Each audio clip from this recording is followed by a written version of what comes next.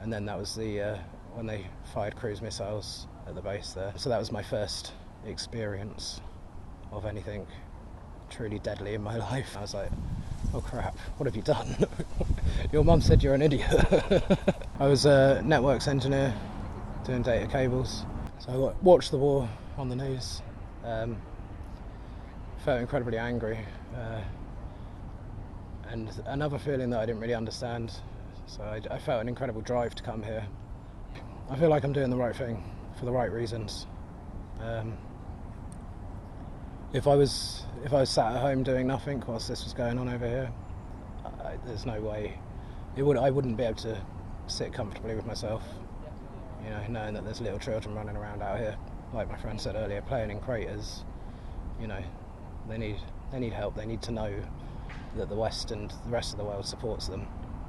I think that's incredibly important. I'd never been in combat. Been to the shooting range a few times. Played with some AKs, you know, but never been in combat, so really nothing when I arrived here.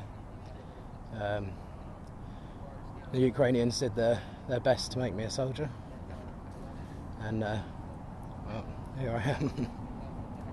The day of the invasion, and then when, I can't remember who our government minister was, who came on and said that the government would support people coming out here. My girlfriend at the time was away, so I waited for a couple of days for her to get back. And then when she did, I said, I've got to go and do this, and she fully understood, she fully backed me. Yeah, just the day of the invasion was truly a turning point for me, in my life at least, as it was for many people here. You know, I left in quite a hurry, so didn't have everything I needed, but I had like the majority of stuff. Was able to live out of my pack for a week, you know, that sort of thing, if I couldn't get to where they needed me. And went to Poland and then got in contact with some Ukrainians through the embassy, and they drove me up to the border. So it was incredibly easy to get here, and it's just make sure you've got what you need. And if you can bring spare stuff to give around to the refugees on the border and stuff as you're passing them, they're eternally grateful for that sort of thing. You know, they've had a hard journey. I've not had any negative reactions. Everybody's, I think, proud that I'm out here to do this, to help. And I'm sure my friends, my family are worried about me, but you know, they protect me from that side of it. It doesn't help me for them to be going, oh, I'm scared, I'm worried, you know. They just give me positive vibes every time I talk to them, and they keep me mentally strong. I arrived on the 3rd of March, and I went straight to Yarviv whilst they were organising the Legion, getting it together, and then that was when they fired cruise missiles at the base there. So that was my first experience of anything truly deadly in my life. So yeah, that was my first experience, and there was about 2 seconds where I just stopped in the woods and I was like, oh crap, what have you done? Your mum said you're an idiot. And then I just carried on moving, and then got people together, and we moved back to get into units and groups again. And I think it was real good for me personally to know that I can do it, you know, and I'm not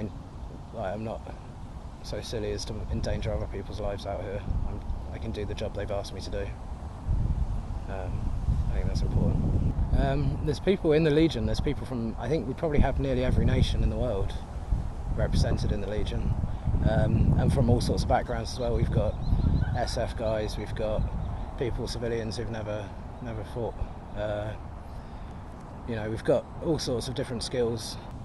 I think it just becomes normal after a while, you know, being shelled day in, day out. Like it does become normal. You have days where you feel more jumpy than other days, you know, but you have your friends there to support you. And there was a close call for me a couple of weeks ago where something hit really close, and I came back to our area where it's a little bit safer, and stuff started flying in again. And I'd said something to one of my friends who went, are we a little bit jumpy today? And it's just like, it's making a joke of something that's a really rough situation, you know, but it brings you back to a calm mentality so you can deal with these things, and we just rely on each other to look after one another. Honestly, I think if this offence isn't stopped here and put back to how it should be, then the world's in a much worse position. So I think our governments should be doing a hell of a lot more, should be less worried about the repercussions of buying oil and stuff, and just get on with it and support the people here. They need the support, and it's not just like big things, it's little things, you know, little things that can change a guy's day, you know. So it's not always massive expensive things that make a difference, you know, it's cheaper things that everybody can help with. Like civilian drones can be used to, and you see on YouTube like the Ukrainians are adapting civilian drones to not be quite so civilian anymore. You know, the cost of a drone against a tank or an armoured vehicle is a big loss for the enemy. So, from what I can honestly see, the civilians are incredibly tough.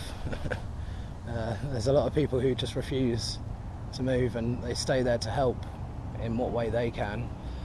But the shellings, for instance, are indiscriminate. It seems like the shellings are not directed at solely military targets at all. If I was to return home, I don't think I would go and be guilt-free. I feel like, you know, my job is here. The Ukrainians have put a lot of time into me to make sure that I can do what they need me to.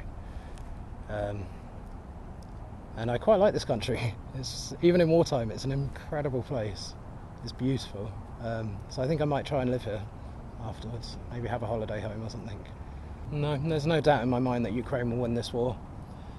No doubt whatsoever. I think it would take a while, and it has to be slow, and it has to be done properly and methodically, but there's no doubt in my mind that Ukraine will win this war. Russia aren't the big bad thing that the West has made them out to be for so long. I mean, Ukraine, the individuals here are stronger than any individuals I've ever met in my life. They really are an inspiration to humanity.